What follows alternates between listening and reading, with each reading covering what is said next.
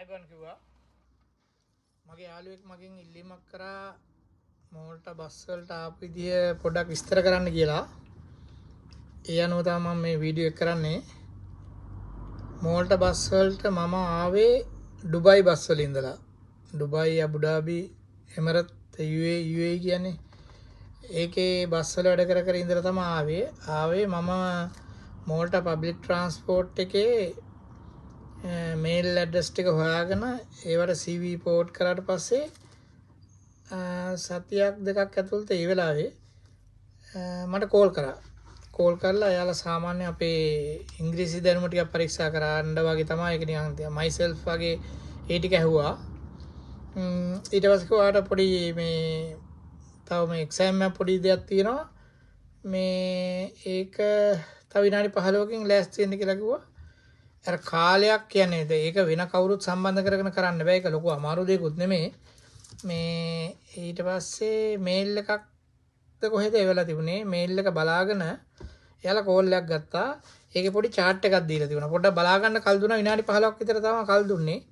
ඒකේ පොඩි chart එකක් තිබුණා. ඒකේ නිකන් අර මේ නිකන් බස් වල රූට් එක ටිකක් දැන් කිලෝමීටර් 10ක විතර දුරක් වගේ දීලා බස් ස්ටොප් ටිකක් දීලා මෙතන ඉඳන් මෙතෙන්ට බාගේ ටිකට් එකක් මෙච්චරයි මේ වැඩිහිටි ටිකට් එකක් මෙච්චරයි කියලා ඒ වගේ ටිකක් දීලා ඊට පස්සේ මගෙන් ප්‍රශ්න ඇහුවා දැන් වැඩිහිටි දෙන්නෙකුයි බාගේ ටිකට් එකක් ගන්න ළමයෙකුයි ගියොත් අහවල් තැන ඉඳලා අහවල් තැනට ටිකට් එකේ ගාණ කීයද?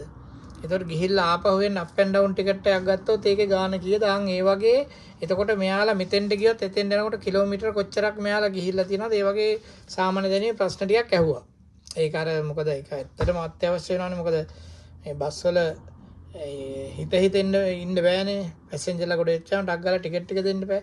ඒ ගැන මෙයාට දැනුමක් තියෙනවද ඒක කරගන්න පුළුවන්ද කියලා ඒක ඇහුවා. ඉතින් ඒකෙන් පාස් වුණාට පස්සේ අවශ්‍ය ඩොකියුමන්ට් ඉල්ලුවා. ඒක ඩොකියුමන්ට් එක මේ දුන්නට පස්සේ මේ වර්ක් පර්මිට් අදාළ හෙලියකියුල් ටික ආවා. ඒකෙන් මේ මෝල්ටා එම්බසියක් තිබුණ නිසා මෝල්ටා එම්බසියට ගිහිල්ලා වීසා ගහගත්තා.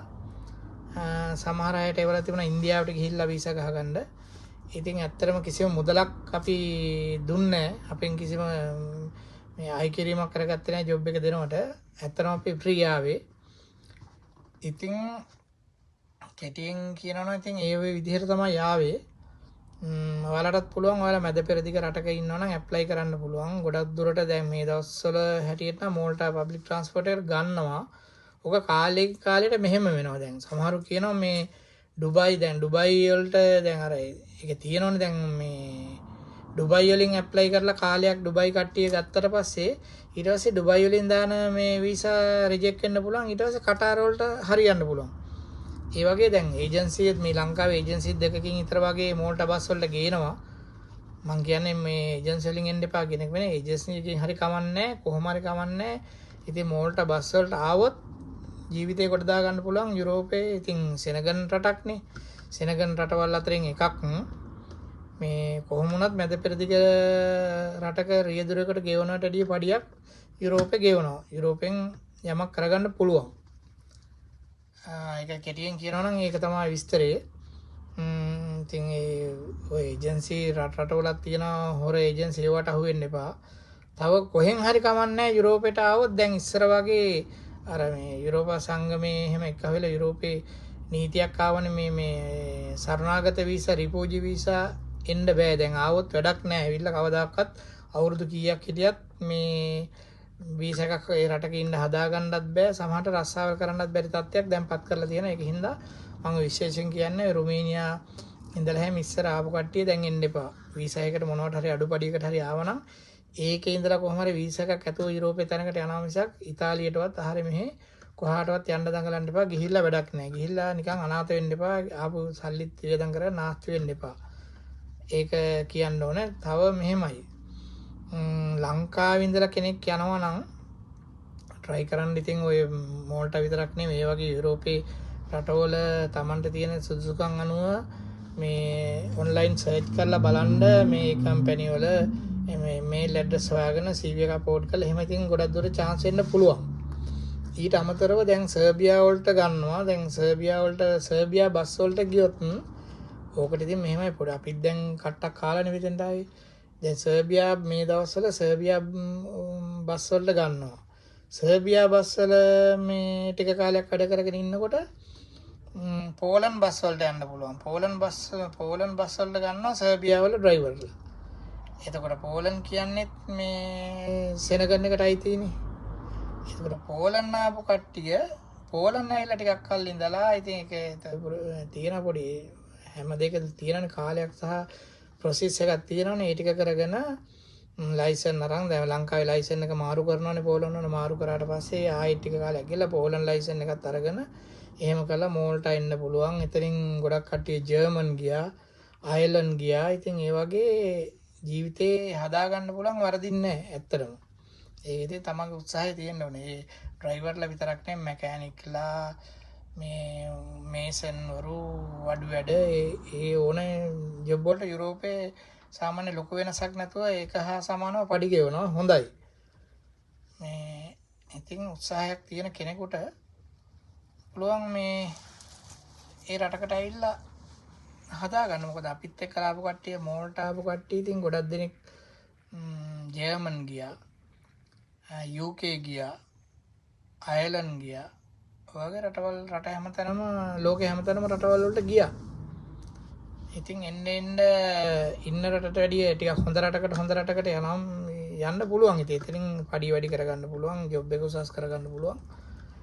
ඉතින් එහෙම ඉඳලා තමයි දැන් මම මෝල්ට අවුරුදු 5ක් හිටියා. ඉඳලා මං එහෙන් ලොරි ලයිසන් එකක් ගත්තා, බස් ලයිසන් එක ගත්තා, කාර් ලයිසන් එක ගත්තා. මං ඊට පස්සේ මම දැන් ඉන්නේ අයර්ලන්ඩ් වල ආවා. අයර්ලන්ඩ් වලත් ඉතින් මේ ලෝකල් ලින්ක් බස් තමයි දුවන්නේ. ඉතින් වරදින්නේ නැහැ කාට හරි මේ එහෙම උත්සාහ කරලා නිකන් අර සල්ලි එක්කෙනාට දීලා නිකන් අහුවෙන්න එපා. විශ්වාස ඒජන්සි එකට දීලාවත් කමක් නැහැ. තමන්ගේ උත්සාහයෙන්ුත් try කරලා බලන්න. මේ මෝල්ට කියන්නේ ඇත්තටම ඉතින් මිනිස්සුන්ට ගොඩ යන්න පුළුවන් හොඳ රටක්. මෝල්ට කියන වෙන කොහෙවත් යන්න නැතුව මෝල්ට එකේම ජීවත් වෙන කට්ටිය ඉන්නවා.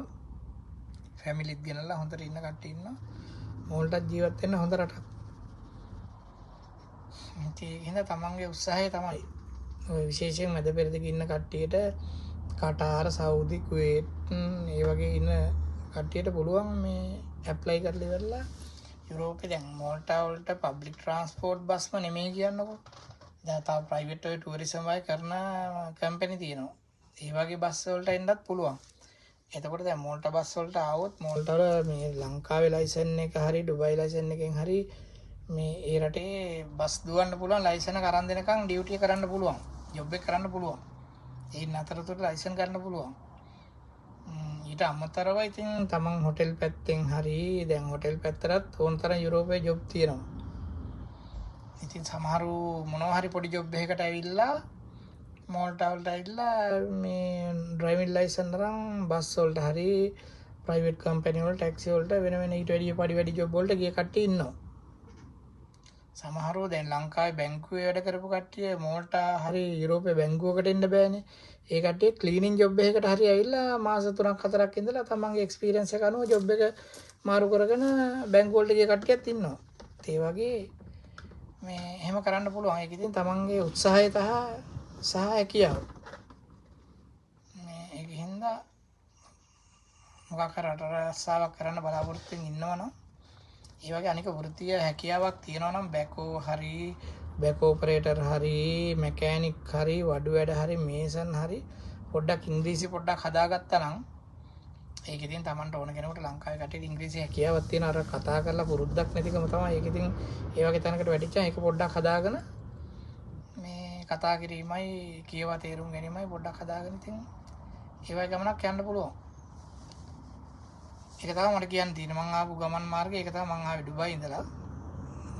ඉතින් අපි අර අපේ මේ ඩුබයි එක්ස්පීරියන්ස් එකට ඉතින් සල්ලි දුන්නේ අපි මේ අපි සිලෙක්ට් කරලා අපි ආවා.